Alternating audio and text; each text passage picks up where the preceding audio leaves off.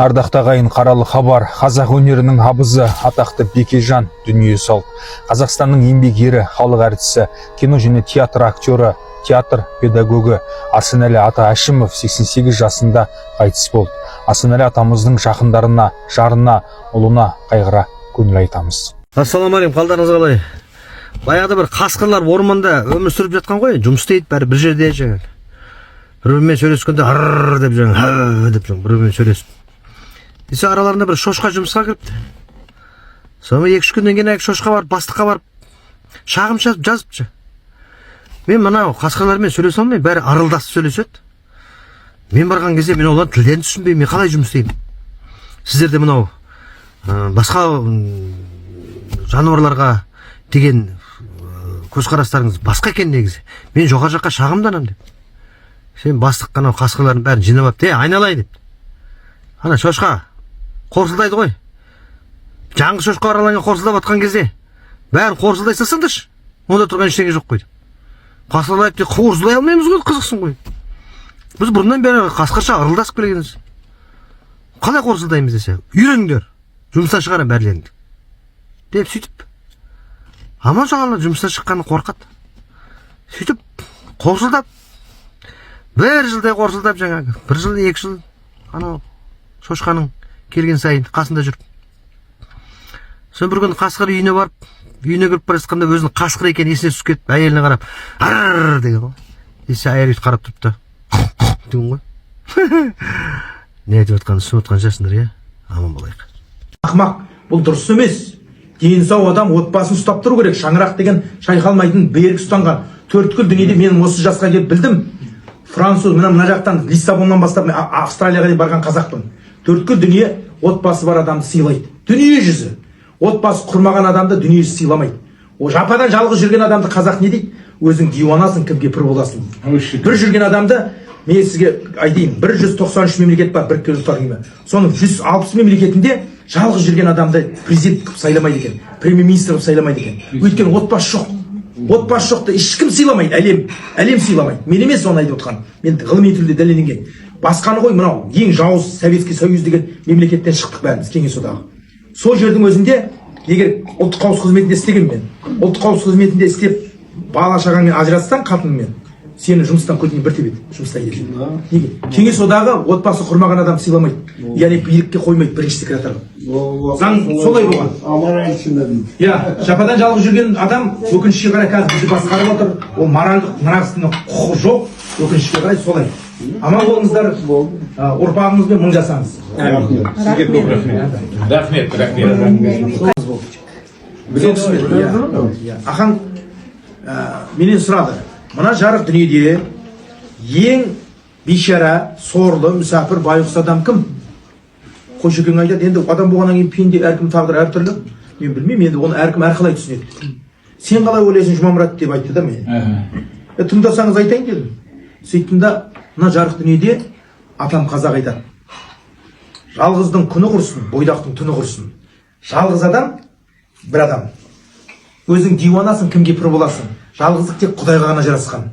Жалғыз адам, жасы келген, 40-50-ге келген адам, жападан жалғыз жүрген, ол ең дүниедегі сорлы, бейшара, жалғыз адам. Неге? Өйткені маған дәлелдерді айтып берейін. Өйткені қазақ айтады, мен емес, қазақ айтады. Мен қазақтың қаншама жыр шумақтарын білейін, сонда қазақ айтады. Жалғыздың үні шықпас, жалғыздың үні шықпас, жалғыздың шаңы шықпас дейді. Мына Күләш Ахметова деген апай бар, жауырда қайтыс болды 80-ге келіп. Сол кісі айтады, жалғыз болсаң жаның қалай жанданар, махаббатың барда әнің сәнің әнің бар. Сүйгендерің болса егер адасып қалмаңдар, сүйгендерің болмаса іздеп оны табыңдар дейді. Гүлнар Салықбаева деген кәрі қыз, тұрмыс құрмаған апайымыз бар. Сол кісі айтады, айда жалғыз, күнде жалғыз, мен жалғыз, мың кісі болып көрінер, қатар тұрса мың жалғыз. Мың жалғыздың бірі мен, жүремін де сүрінем, көп боламын күнімен, жоқ боламын түнімен. Осы анау француздардың Монтестел деген бар, Маркес бар, Жон Пол бар, кешегі Берия бар, Виктор Гуго деген болды, Александр Дюма деген болды. Осылардың шығармашылықтарын бәрін француздарда бірінші жалғыздық туралы жазылады. Бразилияның мемлекет Нобель сыйлығын алған Коэн Пауэлл деген айтады, алхимик Вероника деген кітаптарында жалғыздық туралы жазады. Жалғыздық ол қасірет, трагедия, катастрофа. Жалғыз болмаңдар дейді. Жалғыз адам ол дүниедегі өзінің, ойлап қара, қазақта сөз болған баяғыда. Мен әжем қыз болған деген кемпір айтады дейді, марқұм. Біразға келіп қайтыс болды. Міне бүгін 21 декабрь 25 жыл. Мемлекетіміздің қонақтарымыз айту, автотұрақтың шариаты бар ма, жағдайы қандай? Yaxshi emas, boqib qolasiz, ichiga tushsangiz. Ana mashinalar qoltirish kerak. Pul oladimi?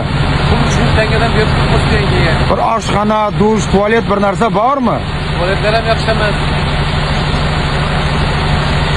Endi rozimisiz, norozimisiz? Mana bu sharoit yaxshi bo'lsa, yaxshi o'tirasiz. Hozir tushib yurdik. Vaqt ketdi mana, ketdi. Rahmat, xafa bo'lmaysan, bundan buyon to'g'rilanadi, davlat qaraydi.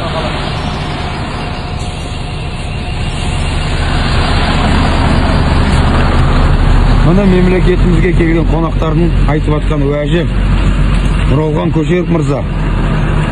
Assalomu alaykum. Stoyankaning shariati qanday, жағдай qanday? Условиясы bormi? Stoyankada ақша oladimi? Ichi asfalti, sementi bormi, shariati bormi? Dush, tualet bir narsa bormi, жағдай? Mashinadan tushsangiz loyga botasiz. Xafa bo'lmaysiz endi, rahmat.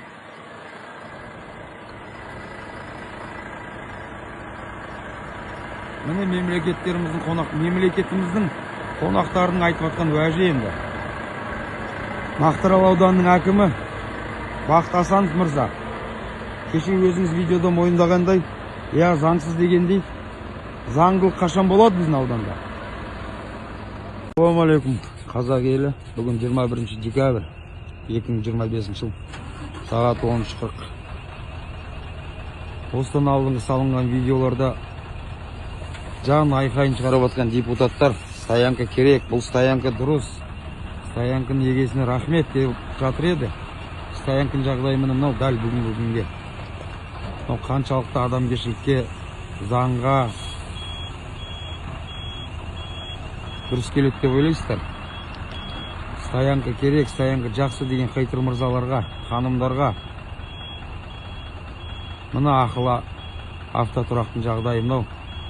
Осы автотұраққа бауырларымыз, ағаларымыз, інілеріміз, мемлекетіміздің қонақтары кіріп, ақша төлеп, бар азабында,